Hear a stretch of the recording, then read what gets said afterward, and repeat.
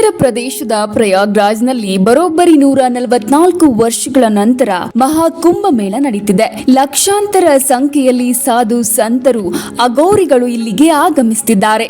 ನಿತ್ಯ ಸಾಗರೋಪಾದಿಯಲ್ಲಿ ಭಕ್ತ ಸಮೂಹವೇ ಹರಿದು ಬರ್ತಿದೆ. ಜೀವಮಾನದಲ್ಲಿ ಒಮ್ಮೆ ಮಾತ್ರ ನೋಡೋದಕ್ಕೆ ಸಿಗುವ ಅದ್ಭುತ ಲೋಕವೀಗ ಪ್ರಯಾಗ್ರಾಜ್ನಲ್ಲಿ ಸೃಷ್ಟಿಯಾಗಿದೆ. ಆದರೆ ಈ ಐತಿಹಾಸಿಕ ಕೂಟದಲ್ಲಿ ಪಾಲ್ಗೊಂಡಿರುವ ಬಾಬಾ ಒಬ್ರು ಇದೀಗ ಇಡೀ ದೇಶ ಅಷ್ಟೇ ಅಲ್ಲದೆ ಇಡೀ ವಿಶ್ವದಾದ್ಯಂತ ಗಮನ ಸೆಳೆದಿದ್ದಾರೆ. ಅವರೇ ಅಭಯ್ ಸಿಂಗ್, ಅಲ್ಲಲ್ಲ ಐಐಟಿ ಬಾಬಾ. ಹೌದು, ಇದೇ ಅಭಯ್ ಸಿಂಗ್ ಇಂದು ಬೆಳಗಾಗುವಷ್ಟರಲ್ಲಿ ದೇಶಾದ್ಯಂತ ಸಂಚಲನ ಸೃಷ್ಟಿಸಿದ್ದಾರೆ. ಅವರೀಗ ಐಐಟಿ ಬಾಬಾ ಅಂತ ಸಖತ್ ಫೇಮಸ್ ಕೂಡ ಆಗಿದ್ದಾರೆ. ಹಾಗಾದ್ರೆ ಈ ಸುಂದರ ಅಭಯ್ ಸಿಂಗ್ ಎಲ್ಲವನ್ನ ತೊರೆದು ಸನ್ಯಾಸಿಯಾಗಿದ್ದು ಹೇಗೆ ಹೇಳ್ತೀನಿ. ಅದಕ್ಕೂ ಮುನ್ನ ಎಐ ರಾಣಿ ಯೂಟ್ಯೂಬ್ ಚಾನೆಲ್ ಸಬ್ಸ್ಕ್ರೈಬ್ ಮಾಡುವುದನ್ನ ಮರಿಬೇಡಿ.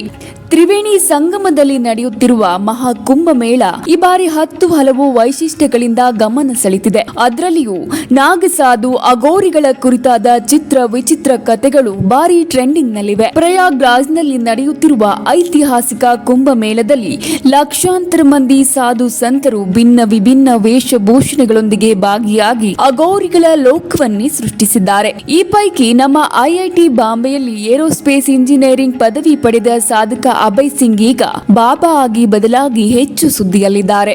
ಎಸ್, ಹರಿಯಾಣ ಮೂಲದ ಅಭಯ್ ಸಿಂಗ್ ಆಧ್ಯಾತ್ಮ ಮಹಾದೇವನ ಸೇವೆಗಾಗಿ ಯೌವನದಲ್ಲಿಯೇ ತಮ್ಮ ಲೌಕಿಕ ಬದುಕನ್ನ ತೊರೆದಿದ್ದಾರೆ. ಕುಂಭ ಮೇಳದಲ್ಲಿ ಪಾಲ್ಗೊಂಡ ಬಳಿಕ ಇಂಜಿನಿಯರಿಂಗ್ ಬಾಬಾ ಎಂದು ಕರೆಯಲ್ಪಡುತ್ತಿರುವ ಸಿಂಗ್ ಆಧ್ಯಾತ್ಮಿಕ ಲೋಕದಲ್ಲಿ ವಿಶಿಷ್ಟವಾಗಿ ಎದ್ದು ಕಾಣ್ತಾರೆ.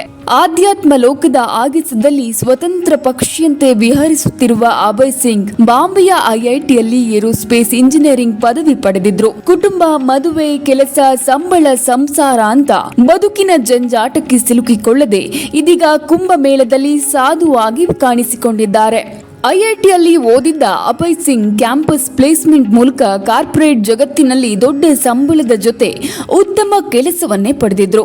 ಅಷ್ಟೇ ಅಲ್ಲ, ನಾನು ಪ್ರಾಧ್ಯಾಪಕನಾಗಿಯೂ ಶಿಕ್ಷಣ ಕ್ಷೇತ್ರದಲ್ಲಿ ಸೇವೆ ಸಲ್ಲಿಸಿದ್ದೇನೆ. ಕೋಚಿಂಗ್ ಸೆಂಟರ್ಗಳ ಮೂಲಕ ವಿದ್ಯಾರ್ಥಿಗಳಿಗೆ ಭೌತಶಾಸ್ತ್ರದ ಪಾಠ ಮಾಡಿದ್ದೇನೆ ಅಂತ ಸ್ವತಃ ಐಐಟಿ ಬಾಬಾ ಅವರೇ ಹೇಳ್ಕೊಂಡಿದ್ದಾರೆ. ಇನ್ನು ಬಾಬಾ ಬಳಿ ಹೋಗಿ, ಅರೆ ನೀವು ಐಐಟಿಯಲ್ಲಿ ಕಲಿತು ಉತ್ತಮ ಕೆಲಸಕ್ಕೂ ಹೋಗಿ ಮುಂದೆ ಇದೆಲ್ಲವನ್ನ ಬಿಟ್ಟು ಹೀಗೆ ಸನ್ಯಾಸಿಯಾಗಿದ್ದೇಕೆ ಎಂದು ಕೇಳಿದ್ರೆ, ಟ್ರಾವೆಲ್ ಫೋಟೋಗ್ರಫಿ ಮೇಲಿದ್ದ ಆಸಕ್ತಿಯೇ ನನ್ನನ್ನ ಇಂಜಿನಿಯರಿಂಗ್ ವೃತ್ತಿ ತೊರೆಯಲು ಕಾರಣವಾಯಿತು. ಇದು ನನ್ನ ಜೀವನದ ಮಹತ್ವದ ತಿರುವು. ಈ ಸಮಯದಲ್ಲಿಯೇ ಜೀವನದ ಗುರಿ ಬದಲಾಯಿತು.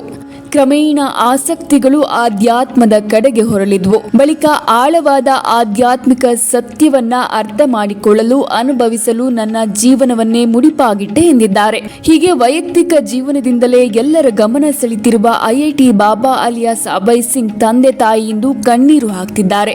ಮಗನೇ ಮನೆಗೆ ವಾಪಸ್ ಬಂದು ಬಿಡು ಎಂದು ಗೋಗರಿತಿದ್ದಾರೆ. ಆದರೆ ಐಐಟಿ ಬಾಬಾ ಮನಸ್ಸು ಮಾತ್ರ ಯಾರ ಕರೆಗೂ ಕರಗುವಂತೆ ಕಾಣ್ತಿಲ್ಲ.